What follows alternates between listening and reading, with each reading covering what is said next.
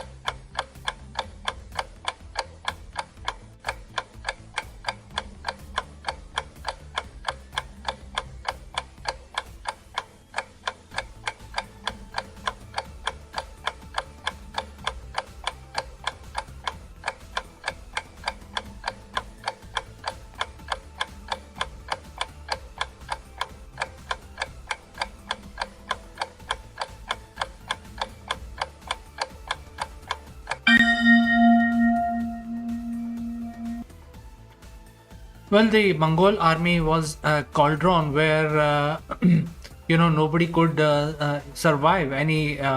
Whenever they invade, they will actually conquer. They were actually fighting for the winning, and therefore, when they reached all the way in Europe and they invaded Kiev, the city fell after 8 days. Who was the leader of this invading army?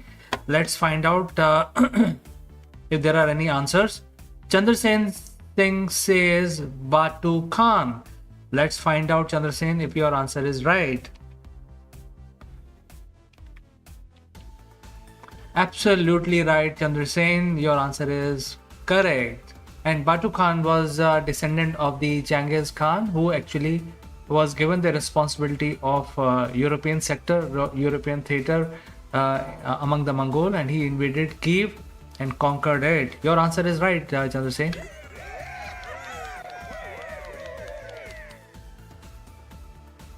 Alright, let's move to the next one. In the year 1717, which pirate attacks and captures a French merchant slave ship, which he renames as his flagship, the Queen Anne's Revenge? What was the name of this pirate? Time starts now.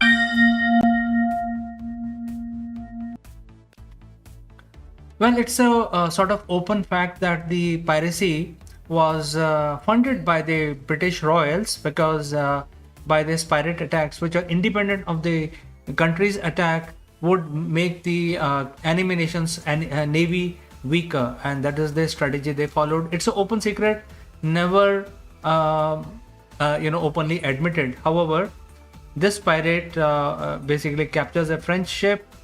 What was his name? Let's see if there are answers. Chandrasen says Blackbeard. Let's see, Chandrasen, if your answer is right. Absolutely right. Chandrasen, your answer is correct.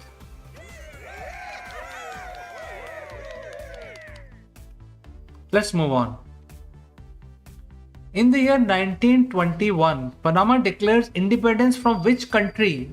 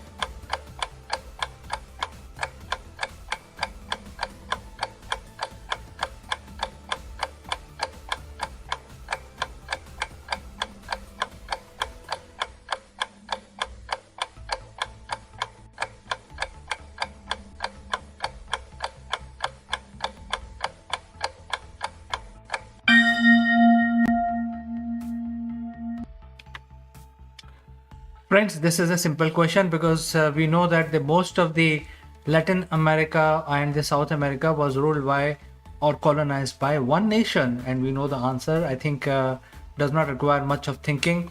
So let's see if there are answers given by the audience. Chandrasen says Spain. Let's see if your answer is right. Absolutely right, Chandrasen. This was an easy question. Your answer is absolutely correct. Let's move on. In the year 1893, which country allowed women to vote in a national election for the very first time? And the time starts now.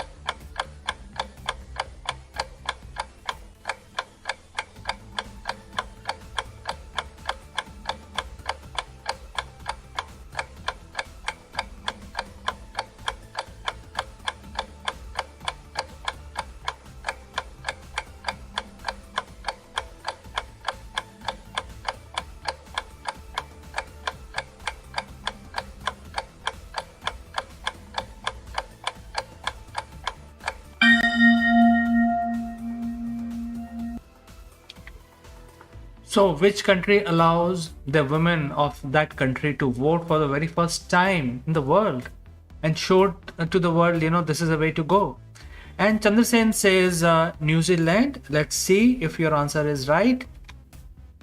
Absolutely right, Chandrasen. Amazing stuff. You are rocking. Let's move on. In the year 1929, who makes the first flight over South Pole? And the time starts now.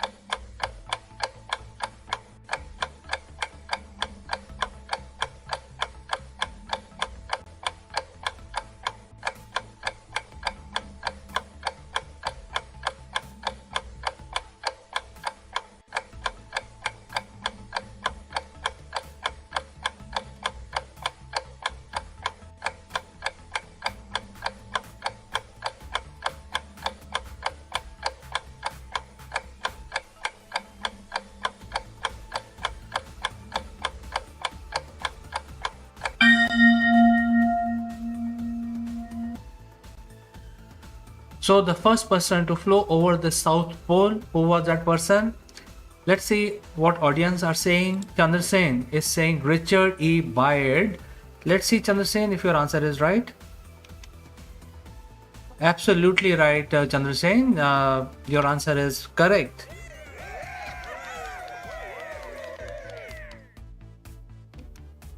Let's move to the next question. In the year 1958, which country reports the first full range firing of an intercontinental ballistic missile?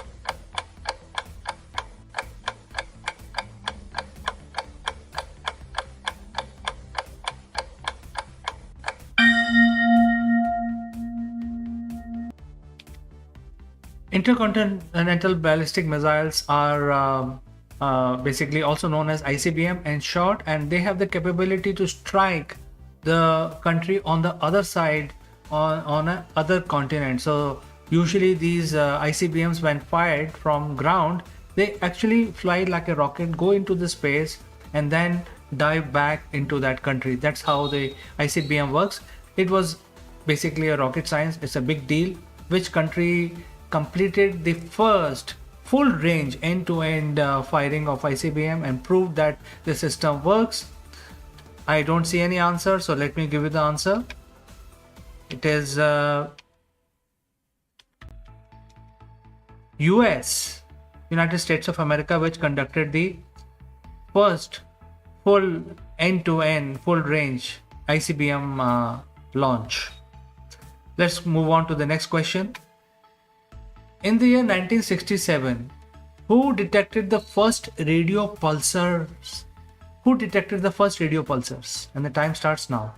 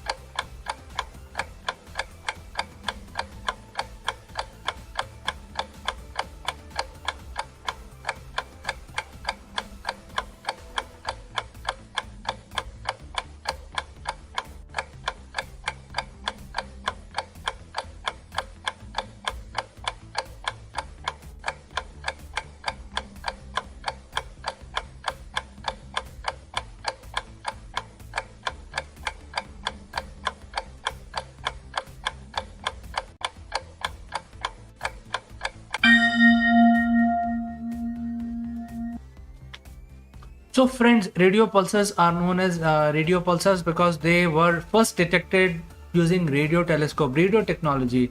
Although now we know that the radio pulsars are not anything special, they are just neutron stars, and they are pulsating because neutron stars are rotating at very high speed, almost like many times per second.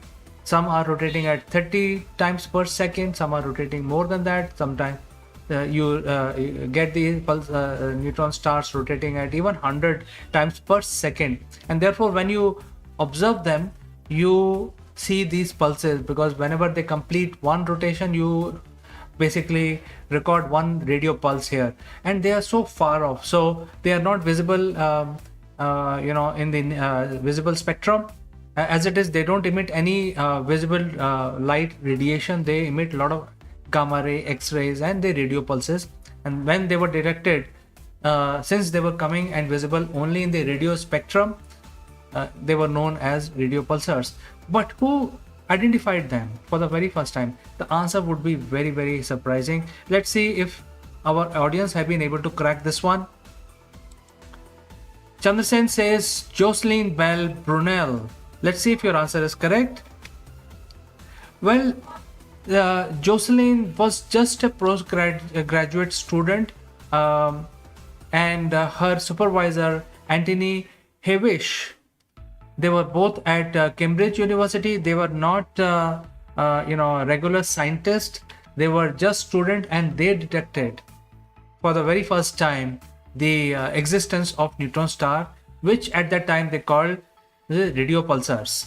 And therefore, Chandrasen, your answer is absolutely right.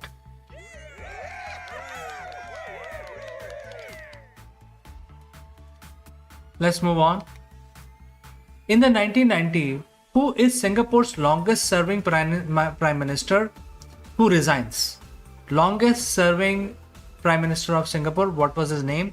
Time starts now.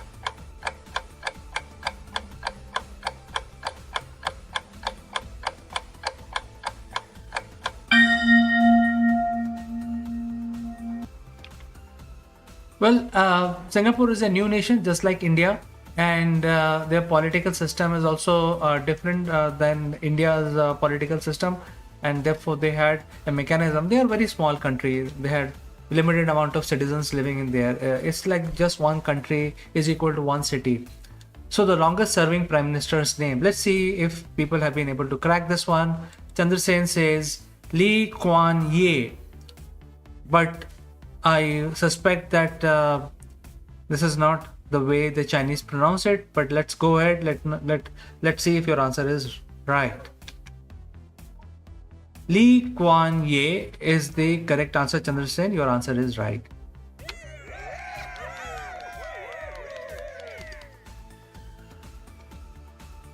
So we have come to the end of our quiz today, the Mind Gym quiz. Join me back tomorrow morning and we will start your day with a bang. And have a nice day. Bye-bye.